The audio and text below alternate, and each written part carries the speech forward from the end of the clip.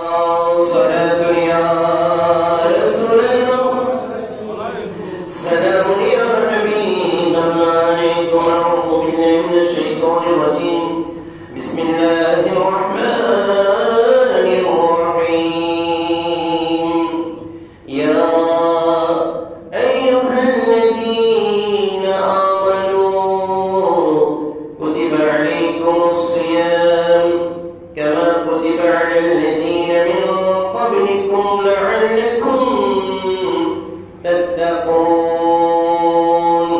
صدق الله مولانا العظيم وصدق رسول النبي الحبيب الكريم ونحن على ذلك لمن الشاهدين والشاكرين والحمد لله رب العالمين مولاي صل وسلم وبارك عليه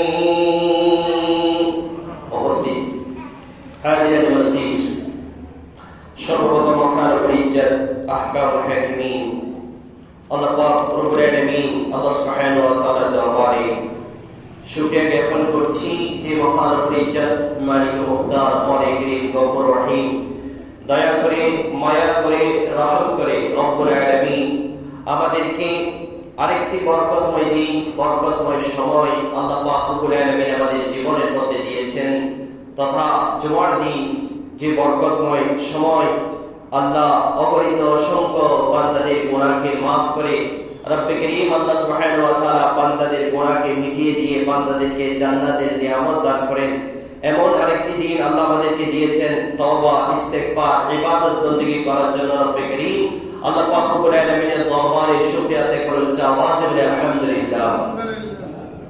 প্রিয় হাজিরিন, দেখতে দেখতে শাবান এর মাস আমাদের থেকে একেবারে বিদায়ের সংগ্রাম মুহূর্ত।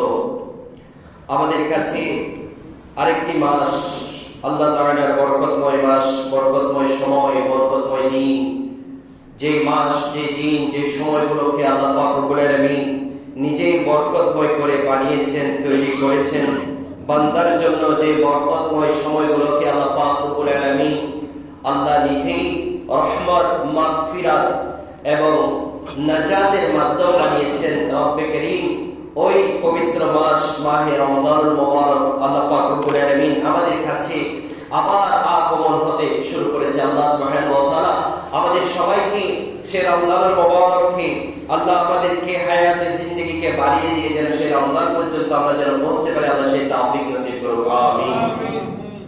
প্রিয় হাজিরিন, কোরআন কারীমের মধ্যে আল্লাহ সুবহানাহু ওয়া তাআলা পবিত্র কোরআনে সূরা বাকারার মধ্যে এলান করেন ইয়া আইয়ুহাল্লাযীনা আমানু। আল্লাহ ঈমানদারদেরকে ডেকে বলছেন ইয়া আইয়ুহাল্লাযীনা আমানু কুতিবা আলাইকুমুস সিয়াম। কুতিবা এর তাফসীর করতে গিয়ে আল্লামা জালালউদ্দিন রাহিমাহুল্লাহ তাআলা তার কিতাব তাফসীর জালালাইনের মধ্যে কুতিবার তাফসীর করতে গিয়ে বলেন ফরিদা। আল্লাহ পাক রব্বুল আলামিন কুতিবা আলাইকুমুস সিয়াম অর্থ হচ্ছে হে আমার নবীর উম্মতরা, আমি তোমাদের উপর রমজানকে, রমজানুল মুবারককে আমি তোমাদের জন্য ফরজ করেছি। আল্লাহ একই আয়াতে বলেন কামা, যেভাবে কুতিবা আলাইকুমুস সিয়াম, যেভাবে আমি রমজানকে ফরজ করেছিলাম। আল্লাহ পাক রব্বুল আলামিন প্রথমে বলছে তোমাদের উপর ফরজ করেছি, আবার একই আয়াতে বলছে যেভাবে আমি ফরজ করেছিলাম মিন ক্বাবলিকুম, তোমাদের ইতিপূর্বে যারা দুনিয়ার মধ্যে এসেছে তাদের পর যেভাবে আমি রমজানকে ফরজ করেছি, রোজাকে ফরজ করেছি, আমি তোমাদের পরও রমজানুল মুবারকের রোজাকে ফরজ করেছি। রব্বে করিমের কাছে জিজ্ঞাসা করে রব্ব কেন রমজানের মুবারকের রোজাকে তুমি ফরজ করলে, একটু বলে দাও না তোমার ভাষায়। রব্বে করিম জবাব দেয় আয়াতের মধ্যে লাআল্লাকুম তাত্তাকুন, বান্দারা শোনো যাতে করে তোমরা এই রমজান পেয়ে, রোজা পেয়ে, তোমরা এই রমজানুল মুবারক পেয়ে, শাহরুল রমাদান পেয়ে যাতে তোমরা তাকওয়া অর্জন করতে পারো, পরহেজগার হতে পারো, আমার নৈকট্যশীল বান্দায় পরিণত হতে পারো। সেজন্য আমি আল্লাহ তোমাদের উপর দয়া করে, মায়া করে রব্বে করিম আমি আল্লাহ তোমাদের উপর রমজানকে ফরজ করে দিয়েছি। সুবহানাল্লাহ। তাহলে অত্যন্ত বরকতময় আয়াতে কারিমা, যে আয়াতে কারিমার মধ্যে রব্বে করিম নিজেই ডাক দিয়ে ঈমানদারকে ডাকছেন ইয়া আইয়ুহাল্লাযীনা আমানু। কত মহব্বতের ভাষা, কত দয়াদ্রর ভাষা, কত লুৎফ, কত মায়ার ভাষা। ইয়া আইয়ুহাল্লাযীনা আমানু, হে আমার ঈমানদারগণ। আল্লাহ ঈমানদারদের জন্য রমজানুল মুবারককে ফরজ করেছে। আল্লাহ পাক রব্বুল আলামিন এই রমজানুল মুবারকে আল্লাহ তাআলা আমাদের সবাইকে রোজা রাখার সেই তৌফিক নসিব করুক, আমিন। রমজান মুবারক একটি, আপনি বলতে পারেন এটা একটা বোনাসের মাস, এটা একটা অফারের মাস, এটা একটা সিজনের মাস, এটা একটা মৌসুম। আল্লাহ সুবহানাহু ওয়া তাআলা এই রমজান দিয়েছেন বান্দা যেন 11টি মাস নিজেকে নিজের কাজের মধ্যে ব্যস্ত রেখেছে, নিজেকে দুনিয়ার মধ্যে আবদ্ধ রেখেছে, নিজেকে দুনিয়ার কাজের মধ্যে ব্যস্তের মধ্যে সময় অতিক্রম করেছে। আল্লাহ রমজান একটা মাস বানিয়েছেন, পুরা 11টা মাস বান্দা যা ইবাদত করতে পারে নাই, পুরা 11টা মাস বান্দা যা অর্জন করতে পারে নাই, পুরা 11টা মাস বান্দা যা কিছু নিতে পারে নাই রব্বে কারীম থেকে, যেন এই একটা মাসের মাধ্যমে বান্দা যেন আল্লাহর পরবিয়তে পৌঁছে যায়, বান্দা যেন যা 11 মাস অর্জন করতে পারে নাই তা যেন গ্রহণ করতে পারে, বান্দা যেন যা পাইনি রব্বে কারীমের কাছ থেকে একটা মাসের মাধ্যমে যেন সেই সব কিছু রবের কাছ থেকে যেন নিতে পারে রব্বে কারীম, সেজন্য রমজান মাসকে আমাদের উপর ফরজ করে দিয়েছেন। সুবহানাল্লাহ।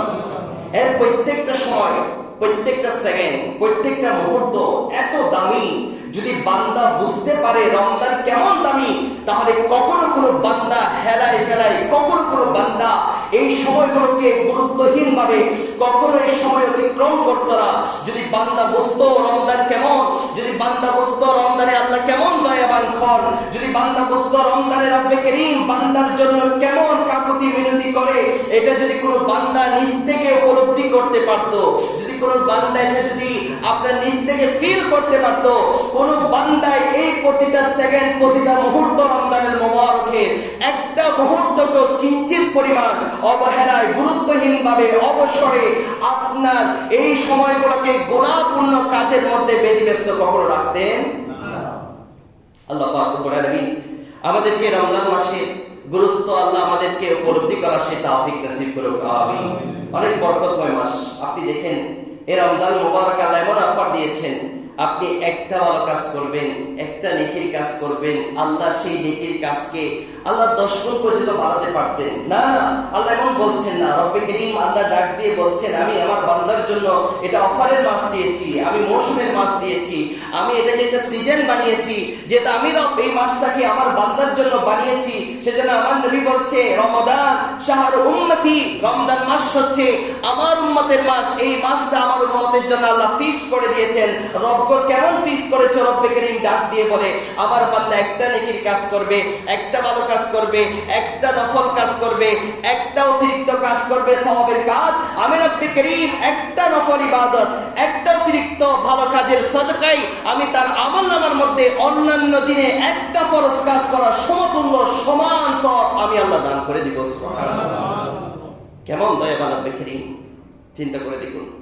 এখন ফরজ ইবাদত, আমরা তো নফল ইবাদতকে 70-80 গুণ এভাবে যদি বলি, আমাদের কাছে এটা বেশি, সবচেয়ে বেশি গুরুত্ব আরোপ হয়। কিন্তু একটা নফল ইবাদতকে ফরজ বললে এটা আমাদের কাছে খুব বেশি মনে হয় যে না, তেমন তো রব্বে কারীম আমাদেরকে কিছুই দেয় নাই, এমনটা অনেকের কাছে ফিল হতে পারে।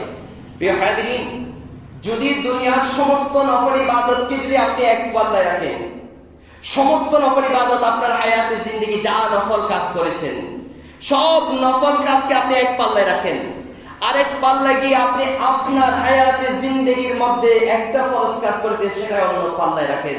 পুরা হায়াতে জিন্দেগি যা নফল কাজ আপনি করেছেন, ওই ফরজ কাজ, ওই নফল কাজগুলো কখনো আপনার আদায় করা একটা ফরজ কাজের সমতুল্য হতে পারে না। আপনি যা নফল কাজ করেছেন, তবে নফল কাজের গুরুত্ব অনেক, ফরজ কাজের চেয়ে কোনো দিক থেকে কম নয়।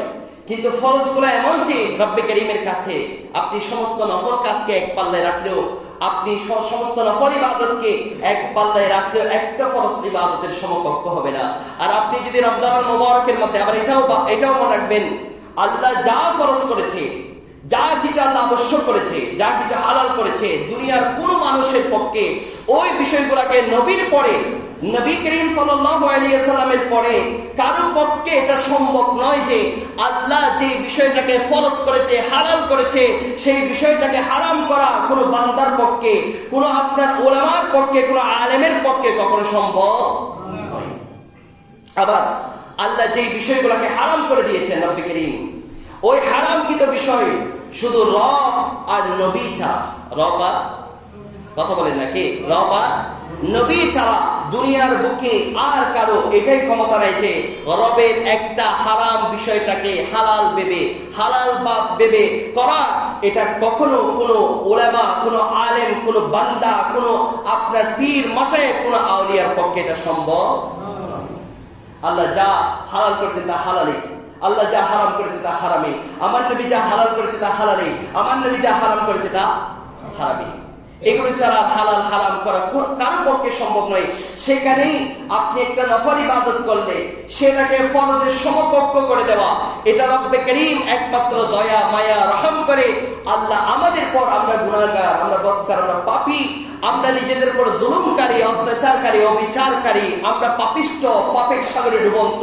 এই আমরা আমাদের মতো বান্দারা এই রমজান মোবারক আল্লাহ দিয়েছেন যেন এই আমাদের মতো পাপিষ্ঠ, পাপাচার, আমাদের মতো গুনাহগার, বদকার, আমাদের মতো যারা নফসের উপর জুলুমকারী, তারা যেন এই রমজানুল মোবারককে পেয়ে যেন এই রমজানুল মোবারকের মাধ্যমে নিজেদের উপর জুলুম করা, নিজেদের উপর অবিচার করা, নিজেদেরকে পাপের সাগরে ডুবিয়ে রাখা, সেই কাজগুলো থেকে যেন রবের কাছে ফিরে আসতে পারে রব্বে করিম। সেজন্য এই মাসটাকে আল্লাহ এত গুরুত্ব আরোপ, এত আল্লাহ সুবহানাহু ওয়া তাআলা এত মর্যাদা, এত মহিমান্বিত, এত গুরুত্ব আরোপ করেছেন।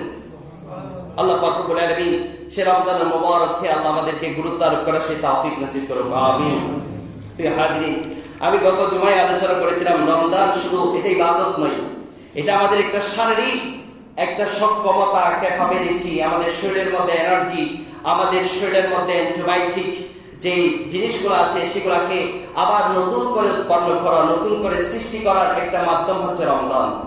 আল্লাহ তাআলা যেভাবে রমজানকে ইবাদতের জন্য বানিয়েছেন, আবার সেই রমজানকে আল্লাহ বানিয়েছেন বান্দার শারীরিক সক্ষমতা, শারীরিক যে ঘাটতি সেগুলো যেন আবার ফিরে আসে বান্দার মাঝে। সেজন্য আল্লাহ পাক রব্বুল আলামিন দুনিয়া এবং আখিরাতের দুনো কল্যাণের জন্য আল্লাহ রমজানকে বানিয়েছেন। আল্লাহ দেখেন না কত আল্লাহ দয়াবান। আমরা তো শুধু ইবাদতগুলোকে ভেবে নিই যেগুলো রবের জন্য, না না, এগুলো আপনারই জন্য। দুনিয়া আখিরাত উভয় জগতের কল্যাণ আপনারই জন্য এগুলা। যেমন আল্লাহ দেখেন কত সুন্দর ভাষায় বান্দাকে দোয়া শিখিয়ে দিচ্ছেন। বান্দাকে আল্লাহ দোয়া শিখাচ্ছেন, বান্দা আমার কাছে দোয়া কিভাবে করবে। রব্বে করিম আল্লাহ নিজে শিখিয়ে দিয়েছেন, রব্বানা আতিনা ফিদ দুনিয়া হাসানা ওয়া ফিল আখিরাতি হাসানা। আল্লাহ কত সুন্দর ভাষায় শিখিয়ে দিচ্ছেন, বান্দা আমার কাছে দোয়া করার সময় তুমি আগে দুনিয়ার কল্যাণের কথা চিন্তা করো। সুবহানাল্লাহ। আল্লাহ কত সুন্দর ভাষায় শিখিয়ে দিচ্ছেন যে আমার কাছে দোয়া করার আগে বান্দা তুমি আমার কাছে আগে দুনিয়ার কল্যাণ কামনা করো। রব্বানা আতিনা ফিদ দুনিয়া, দুনিয়ার কল্যাণ কামনা করো। এরপর ফিল আখিরাতি হাসানা। আল্লাহ এবার শিখিয়ে দিচ্ছেন এবার তুমি পরকালের অর্থাৎ কবর এবং হাসর এই দুইয়ের জন্য কল্যাণ কামনা করো। এরপর লাস্ট স্টেপে গিয়ে এই আয়াতে কারিমার মধ্যে আল্লাহ বলছে রব্বানা আতিনা ফিদ দুনিয়া হাসানা ওয়া ফিল আখিরাতি হাসানা ওয়া কিনা আযাবান নার। আল্লাহ শেষ স্টেপে গিয়ে আল্লাহ শিখিয়ে দিচ্ছেন এবার তুমি জাহান্নাম থেকে বেঁচে জান্নাত আমার কাছে তালাশ করে নাও। আর উচ্চাবাস বলবেন সুবহানাল্লাহ। আল্লাহ সূরা ফাতিহার মধ্যে দেখুন আলহামদুলিল্লাহি রাব্বিল আলামিন আর রহমানির বলেন একটু মালিকিয়উমিদ্দিন। প্রথম তিনটা আয়াত আল্লাহ নিজের প্রশংসা, নিজের গুণকীর্তন, নিজের পরিচয় তুলে ধরলেন। এরপরে আয়াতে গিয়ে আল্লাহ শিখিয়ে দিচ্ছেন যেটা আল্লাহ সুবহানাহু ওয়া তাআলা কোরআন শুরু করছেন যেই সূরা দিয়ে, যেই সূরাটা না পড়লে নামাজ হয় না। প্রত্যেক বান্দাকে যে সূরা পাঠ করতে হয় নামাজের মধ্যে, যেটাকে আবশ্যক করে দিয়েছেন, লাজিম করে দিয়েছেন, ফরজ করে দিয়েছেন, ওই সূরা ফাতিহার প্রথম তিনটা আয়াতের মধ্যে রব্বে করিম আল্লাহ নিজের প্রশংসা, নিজের গুণকীর্তন, নিজের পরিচয় তুলে দিয়েছেন।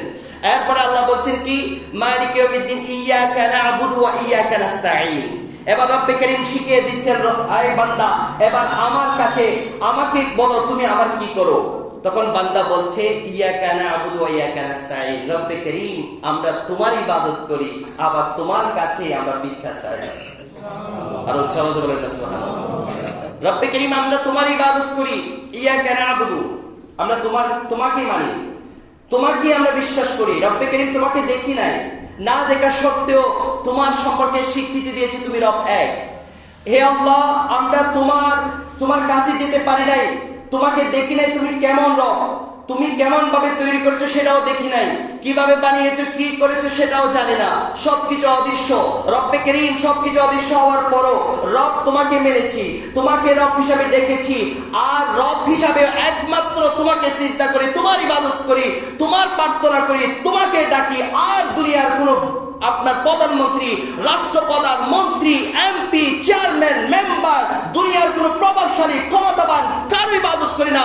রব্বে করিম, আপনার ক্ষুধা লাগলে তোমাকে রব ডাকি, পেরেশানি পড়লেও তোমাকে রব ডাকি, অভাবে পড়লেও তোমাকে রব ডাকি, আপনার অসুস্থ হয়ে পড়লে তোমাকে রব ডাকি।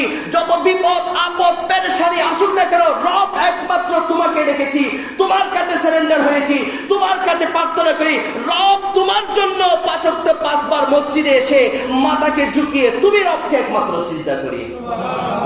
আর উৎসাহ করেন না, হে রব তোমাকে দেখি নাই, দেখার সুযোগ হয় নাই। রবকে তুমি কেমন সেটাও জানি না, রব তুমি কিভাবে বানিয়েছো সেটাও জানি না। আয় আল্লাহ, তোমাকে না দেখা সত্ত্বেও তোমার বান্দারা তোমার ডাকে সাড়া দিয়ে তোমার কাছে অবনত করে মস্তককে।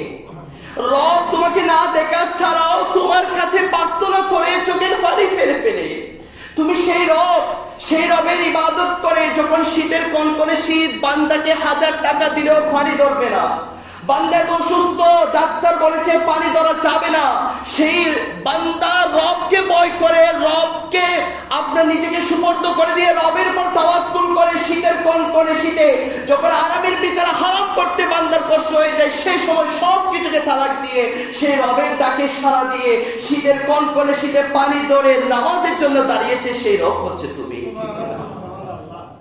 উচ্চ আওয়াজে বলেন না ঠিক কিনা? সেই রব আমরা সেজন্য বলি ইয়াকা নাবুদু ওয়া ইয়াকা নাস্তাঈন। আয় আল্লাহ, তোমার কাছে প্রার্থনা করি, তোমার কাছে চাই। কি চাই বলো? বিপদ দিলেও তুমি রব, বিপদ থেকে উদ্ধার করার মালিকও তুমি। দুনিয়ার কোন মন্ত্রী, ম্যাজিস্ট্রেট এগুলো সবগুলো হচ্ছে ফাও। রব তুমি চাইলে আটকাতে পারো, তুমি চাইলে বান্দাকে আবার ছাড়তেও পারো, ঠিক কিনা? কথা বলেন না ঠিক কিনা? দুনিয়ার কেউ কোনো কিছুর হকদার নয়, রব তুমি একমাত্র। তুমি চাইলে আটকাতে পারো, মুসিবতে ফেলতে চাইলে তুমি পারো রব, আবার সেই মুসিবত থেকে উদ্ধার করার ক্ষমতাই তুমি রবের। দুনিয়ার কোনো বান্দা যা কিছু আছে সব উসিলা, আর তুমি রব হচ্ছে একমাত্র যিনি চাইলে বান্দাকে ফাঁসাতেও পারে, আবার তুমি রব চাইলে বান্দাকে আবার সেই ফাঁসানো বস্তু থেকে দাঁড় করিয়ে সম্মানজনক স্থানে নিয়ে যেতে পারে, ঠিক কিনা? হযরত ইউসুফ আলাইহিস সালামের কথা চিন্তা করে দেখো, যে ইউসুফ আলাইহিস সালামকে সমস্ত মিশরের অধিপত্য লোকেরা আটকাতে চেয়েছে, সেই মিশরের মধ্যে ইউসুফ আলাইহিস সালামকে আবার ক্ষমতার মধ্যে বসিয়েছে রব্বে কারীম, ঠিক কিনা? যেই ইউসুফ আলাইহিস সালামকে অপমান, অপদস্থ, লাঞ্ছিত, যে ইউসুফ আলাইহিস সালামের সম্পর্কে বিভিন্ন প্রকার আপনার অপবাদ, মিথ্যা কথা রচনা করেছে তারাই সেই ইউসুফকে ডেকে এনে আবার সেই মঞ্চের মধ্যে আধিষ্ঠিত করে সেই ইউসুফকে আবার মন্ত্রী বানিয়েছেন, ঠিক কিনা? এই সব কিছু বানিয়েছে রব্বে কারীম। আল্লাহ চাইলে, আল্লাহ পাক রব্বুল আলামিন চাইলে বান্দাকে কিছু সময়ের জন্য অপদস্থ করতে করতে একেবারে নিচে নামিয়ে ফেলতে পারে, আবার সে রব চাইলে একই ব্যক্তিকে উঠাতে একেবারে অনেক উপরে তুলতে পারে। সব কিছুর মালিক হচ্ছে রব্বে কারীম, ঠিক কিনা? সেজন্য আল্লাহ কোরআনে কারীমের মধ্যে বলেছে, কুলিল্লাহুম্মা মালিকুল মুলক তুতিল মুলকা। হাই বান্দা শুনো, আমি রব হচ্ছি ইজ্জত দিয়ানের মালিক, আমি রব হচ্ছি মালিক বানানোর মালিক, আমি রব চাইলে তোমাকে বিপদ থেকে উদ্ধার করার মালিক, আমি রব। দুনিয়ার সব কিছু হচ্ছে ফাও। আমি রব চাইলেই তোমাকে মালিক বানাতে পারি, আমি রব চাইলে তোমাকে ইজ্জত দিতে পারি, আমি রব চাইলে তোমাকে বেইজ্জত করতে পারি। সমস্ত কিছুর ক্ষমতা আমি রবের কাছে। বান্দা চাও তো চাও, আমার কাছে অবনত হও, আমি রব তোমাকে সম্মানিত করব, ঠিক কিনা? কথা বলেন না ঠিক কিনা? আওলি দামদেরকে দেখুন, যারা দুনিয়ার বুকে অপদস্থ, লাঞ্ছিত, অপমানিত হতে হতে হতে হতে এমন পর্যায়ে চলে গিয়েছে যাদেরকে মানুষ ঘৃণা করত, আর আজকে সে আওলি দামের মাজারে পাকে গিয়ে তারাই হাজিরে দিয়ে সে আওলি দামের উসিলা নিয়ে দোয়া করে, ঠিক কিনা? এই আওলি দামের জীবনে আপনি পড়ে দেখেন, ইনারা এত অপদস্থ, এত লাঞ্ছিত, এত অপমানিত তাদের হায়াতে জিন্দেগির মধ্যে হয়েছে। আমাদের মতো মুনাফিক লোকরা যদি ওই আওলি দামের সময় যদি থাকতাম, আমরাই তাদেরকে বলতাম যে আরে কিসের ইবাদত, কিসের পাও, কিসের রব, সবকিছু বাদ দাও, দুনিয়ার এই প্রভাবশালীতা আমাদের দরকার, ঠিক কিনা? কথা বলেন না? এগুলো বাস্তবতা। মানেন আর না মানেন, ছাড়ে না গ্রহণ করেন, এটা আপনার ব্যক্তিগত বিষয়। আল্লাহ আমাদেরকে বোঝার তৌফিক নসিব করুক, আমিন। তো রব্বে কারীম আল্লাহ আপনাকে চাইলে আল্লাহ পাক রব্বুল আলামিন মুসিবতে ফেলতে পারে, আবার সেই রব চাইলে আপনাকে সেই মুসিবত থেকে উদ্ধার করতে পারে। সেজন্য সূরা ফাতিহার এই আয়াতে কারিমা আমরা বলি ইয়াকা না'বুদু ওয়া ইয়াকা নাস্তাঈন। রবকে তোমার ইবাদত করি, আর ওয়াইয়াকা নাস্তাঈন, রব তোমার কাছে প্রার্থনা করি, তোমার কাছে কাকুতি মিনতি করি, আরজি করি, পেশ করি। রব বলবো কাকে? তুমি তো শিখিয়ে দিয়েছো আম্মা সাইরা ফালা তানহা। রব তুমি না বলেছো যে কেউ কোনো কিছু চাইতে আসলে তাকে তিরস্কার যেন করা না হয়। রব আমরা ভিখারি, তুমি দাতা, আমরা ফকির, তুমি গনি, আমরা হচ্ছি বান্দা, তুমি রব। আমরা চাইবো তুমি দিবে, আমরা খুঁজবো তুমি সেটা পরিশোধ করবে। রব্বে করিম আমরা আর তোমার মধ্যে সম্পর্ক হচ্ছে বান্দা আর খোদার। বান্দার খোদার মধ্যে সম্পর্ক হচ্ছে তেমন যেমন সন্তান আর মার মধ্যে থাকে। সন্তান যেমন কাকুতি মিনতি করলে, কান্না করলে মা যেমন ছুটে এসে দুধ মুখের মধ্যে তুলে দেয়, তুমি রব হচ্ছে মায়ের চেয়ে 1000 গুণ বেশি দয়ালু। বান্দা তোমার কাছে যখন এসে অবনীত হয়েছে, প্রার্থনা করেছে, রব দেওয়ার মালিকও তুমি, ঠিক কিনা? আল্লাহ সুবহানাহু ওয়া তাআলা সেই রবে আমাদেরকে আল্লাহ সেভাবে শিখিয়ে দিচ্ছেন ইয়াকা নাবুদু ওয়া ইয়াকা নাস্তাঈন। এরপর আল্লাহ শিখিয়ে দিচ্ছেন ইহদিনাস সিরাতাল মুস্তাকিম। আল্লাহ শিখিয়ে দিচ্ছেন এরপর বান্দা কি চাইবে? আমার কাছে চাও ইহদিনাস সিরাতাল মুস্তাকিম, আমার কাছে হেদায়েতের রাস্তা চাও, আমার কাছে সৎ পথের রাস্তা চাও। সিরাতাল মুস্তাকিম এমন পথ যেই পথের মধ্যে তোমার আওলিয়ারা আমরা চলেছেন। ইহদিনাস সিরাতাল মুস্তাকিম সিরাতাল লাযিনা আন'আমতা আলাইহিম। রব্বে করিম কোন পথ? যেই পথের মধ্যে সিরাতাল লাযিনা আন'আমতা আলাইহিম, যেই পথের মধ্যে তোমার নেককার, পরহেজগার, মুত্তাকি, তাকওয়াবান, তোমার প্রিয় ভাজন বান্দারা যেই পথে চলেছে, যেই পথে চলে তোমার রহমত পেয়েছে, তোমার দয়া পেয়েছে দুনিয়া কবর হাসরের মধ্যে। রব্বে করিম আমাদেরকেও সেই সিরাতাল মুস্তাকিমের পথে চলার তৌফিক দিয়ে দাও। আমিন বলেন উচ্চারণে। সিরাতাল লাযিনা আন'আমতা আলাইহিম আল্লাহ শিখিয়ে দিচ্ছেন। তবে সিরাতাল লাযিনা এটা কেমন পথ সেটাও আল্লাহ বাদ দিয়ে দিচ্ছেন, বলে দিচ্ছেন।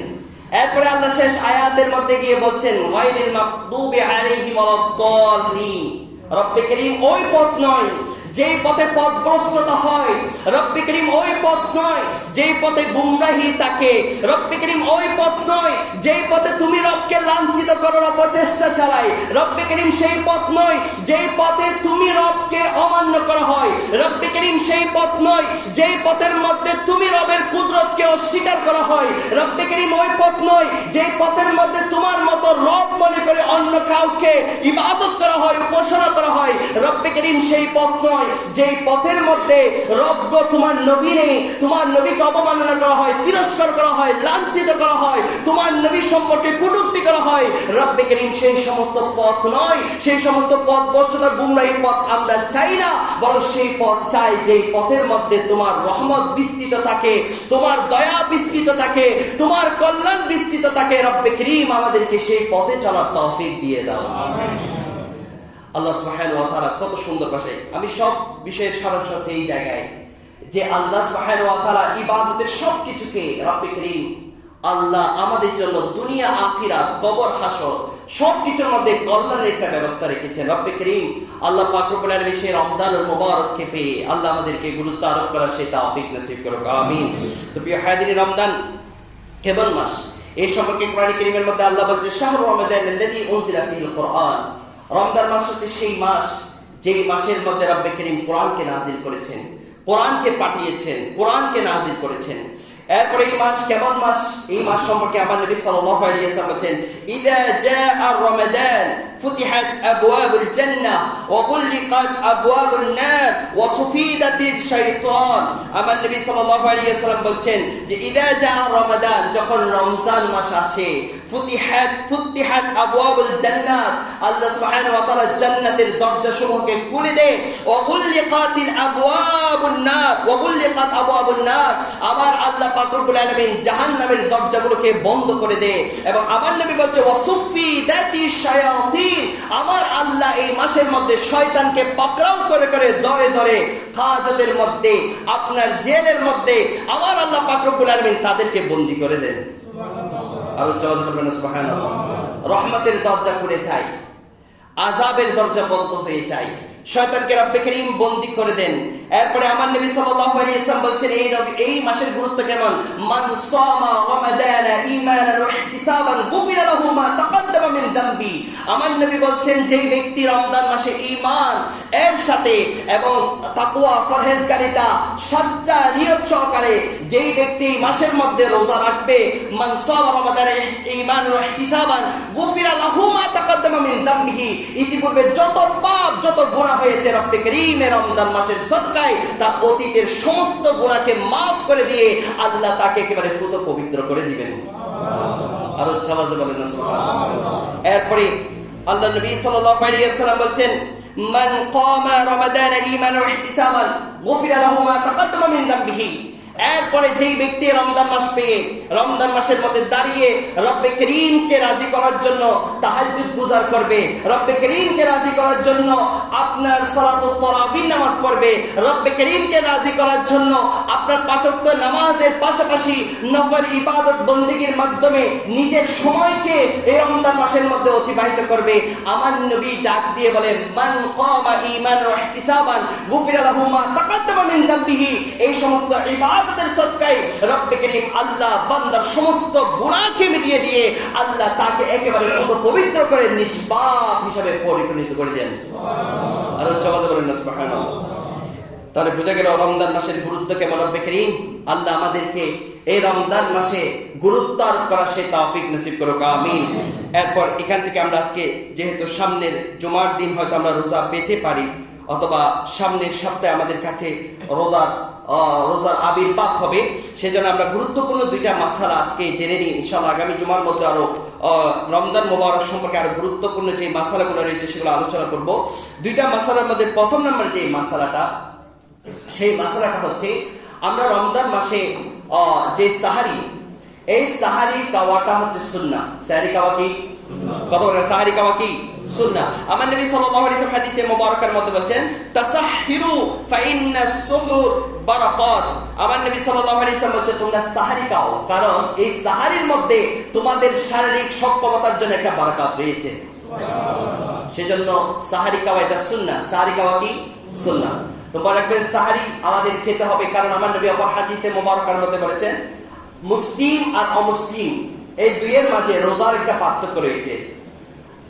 যারা মুসলিম তারা সাহারিকে রোজা শুরু করে আর ইফতারিকে রোজা শেষ করে, আর যারা মুসলিম তারা শুধুমাত্র ইফতারি করে রোজা শেষ করে, কিন্তু সাহারিকে তারা কিন্তু রোজা শুরু করে না।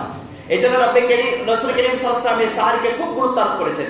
সাহাবায়ে কেরামকে বলেছেন, হে আমার সাহাবারা শুনো, যদি তুমি একেবারে সাহারি খাওয়া সম্ভব না হয় কমপক্ষে একটা খেজুর খেয়ে হলেও তুমি সাহারি করবে, কারণ এই সাহারির মধ্যে আল্লাহ তোমার শরীরের জন্য একটা আপনার বরকত রেখেছেন, তোমার জন্য একটা বরকতের মাধ্যম রয়েছে। আল্লাহ পাক রব্বুল আলামিন আমাদেরকে প্রত্যেক রমজানুল মুবারকে সাহারি খাওয়ার সেই তৌফিক নসিব করুন। এই সাহারি আমরা কতক্ষণ খাবো? আমাদের এখানে একটা সংস্কৃতি হয়ে গিয়েছে। সেই সংস্কৃতি কি, আমরা শুধুমাত্র মসজিদের ইমাম সাহেব যখন আযান দেয় ওই সময়ে আমরা সাহারি খাওয়া বন্ধ করি, আর এর আগেই আমরা সাহারি খেতে থাকি। এবং আমাদের মা বোনদের কাছে একটা ওরফ বলতে পারি, রসম বলতে পারি, প্রচলন রয়েছে। আমাদের যখন বাচ্চারা ঘুম থেকে ওঠে, খুব দেরি করে, যখন লেট করে যখন ঘুম থেকে ওঠে, তাদেরকে বলে এখনো ইমাম সাহেব আযান দেয় নাই। আবার অনেকে বলে যে আযান এখনো শেষ হয় না, তুমি খেতে পারবে, ঠিক কিনা? বলে কি বলে না? সাহারি শেষ সময় কখন এটা আমাদেরকে জানতে হবে, কারণ রোজা যেটা শুরু হচ্ছে সে সম্পর্কে আপনার আল্লাহ পাক রব্বুল আলামিন কোরআনে কারীমের মধ্যে ইরশাদ করেছেন, কুলু ওয়াশরাবু, তোমরা খাও এবং পান করো, হাত্তা ইয়াতাবায়্যানা লাকুমুল হাইতু আবিয়াত মিনাল হাইতিল আসওয়াদ। আল্লাহ বলছে যে তোমরা কতক্ষণ খাবে, যতক্ষণ তোমার সাদা রেখা যতক্ষণ পর্যন্ত কালো রেখায় পরিণত হয়ে না যায় ততক্ষণ পর্যন্ত তোমরা সাহারি খেতে থাকবে। তাহলে সাহারি খাওয়ার একটা সময়সীমা আল্লাহ করে দিয়েছেন, সেটা হচ্ছে যতক্ষণ আপনার সাদা রেখাটা কালো রেখায় দেখা যাবে না। অর্থাৎ এখানে অনেক মুহাদ্দিসরা মুফতিরা অনেকভাবে এটার ব্যাখ্যা দিয়েছেন। যেমন সাহাবায়ে কেরামের যুগে অনেক সাহাবায়ে কেরামরা তারা দুইটা আপনার সুতা নিয়ে আপনার রাতের অন্ধকারে দাঁড়িয়ে থাকতেন। এরপরে তারা এবার যখন ওই কালো সাদা যেই সুতাটা এবং কালো সুতাটা, ওই দুই সুতার মধ্যে যতক্ষণ পর্যন্ত কালো সুতাটা দেখা যেত না ততক্ষণ পর্যন্ত তারা ভাবতো এখন পর্যন্ত সাহারির সময় আছে, কারণ কালো সুতাটা তো রাতের অন্ধকারে দেখা যাবে না। অন্ধকারের কারণে। এটা দেখা যাবে তখন যখন আপনার সাদা আসমানের মধ্যে সাদা যখন রেখা আসবে বা যখন ফর্সা হবে, তখনই ওই কালো রেখাটা আস্তে আস্তে দেখা শুরু করবে। সাহাবায়ে কেরাম এই কাজটা করতেন। তো আমাদের জন্য সেটা হচ্ছে যে দেখুন প্রযুক্তির যুগ, বিজ্ঞানসম্মত যুগ, এবং দিনের যে সময়টা সেটাকে আপনার পরিমাপ করা যায়, সময়ের মধ্যে আনা যায়। সেজন্য আপনারা মনে রাখবেন সাহারির শেষ সময় আযানের সাথে নয়। সাহারির শেষ সময় আযানে নিয়ে সাহারির সাথে কোনো কি সম্পর্ক নেই, কারণ আযান দেওয়া হয় ফজরের ওয়াক্তে। ফজরের ওয়াক্ত শুরু হলেই তারপর আযান দেওয়া হয়। আর আপনাকে রোজা শুরু করতে হবে ফজরের ওয়াক্তের আগ থেকে, সুবহে সাদিক থেকে। সুবহে সাদিক আর ফজরের মধ্যে সময়ের অনেক ব্যবধান আছে। সুবহে সাদিক একটা জিনিস, ফজর আরেকটা জিনিস। ফজর হলে ইমাম মুয়াজ্জিনরা আযান দিবে, আর সুবহে সাদিক হলে আপনাকে খাবার শেষ করতে হবে। সুবহে সাদিক হয়ে গেলে আপনার খাবার শেষ, আর ফজর শুরু হলে আপনি তখন ফজরের জন্য নামাজের জন্য প্রস্তুতি হবেন। এখানে পার্থক্য রয়েছে। সেজন্য আপনারা মনে রাখবেন সাহারি খাওয়াটা শেষ করবেন কখন। আমাদের যেমন বিভিন্ন মাদ্রাসার মধ্যে বিভিন্ন আপনার সময়ের ক্যালেন্ডার পাওয়া যায়। ওই ক্যালেন্ডারের মধ্যে যেই টাইমটা দেওয়া আছে সেই টাইম থেকেও আপনি নিজের সতর্কতার জন্য 1 থেকে 2 মিনিট আগে আপনার খাবার দাবার এগুলো সবকিছু বন্ধ করে দিবেন। এরপরে 1-2 মিনিট পর্যন্ত অপেক্ষা করবেন না, বরং 1-2 মিনিট আগে আপনার সাহারি খাওয়া শেষ করে দিবেন। এরপরে আপনি নামাজের জন্য প্রস্তুতি নেবেন, আযানের জন্য অপেক্ষা করবেন না। যখন মুয়াজ্জিন একটা আপনার এলান দেয়, এখানে অনেক জায়গায় অনেক রকম করে এলান দিয়ে থাকে, যখন শেষ সিঙ্গেল যেটা দিয়ে থাকে মুয়াজ্জিন, এর আগে আপনার খাবার বন্ধ করতে হবে। ওই সাইলেন্ট দেয় আপনার মুয়াজ্জিনের সময় শেষ হওয়ার কারণে। তো সময় যখন শেষ হয়ে গেছে আপনার খাবার বন্ধ করে দিতে হবে। আপনি সময় ওই সাইলেন্ট চলাকালীন সময়ের পরও যদি আরো খাবার খেতে থাকেন তাহলে আপনি রোজা শুরু করলেন না। এখন আপনার রোজা কি হয় না, শুরু হয় নাই, তাহলে সেই দিন সারাদিন আপনি উপবাসে দিন কাটাবেন, আপনার রোজা হবে না।